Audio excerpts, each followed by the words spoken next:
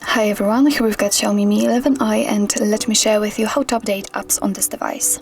So first of all, make sure that you've got the internet connection because obviously it is required for downloading something, and then we can enter the Play Store. Now let's tap on the circle with H in my case inside. It is simply your account, and tap on Manage Apps and Device. Now we have to tap on Manage, and as you can see here, we've got the full list of all apps and games which are installed on your device.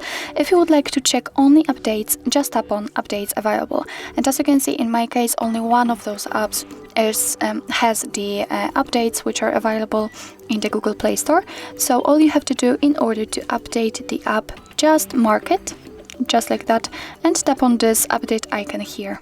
And as you can see, right now it is downloading, and after that it will be successfully installed and automatically updated.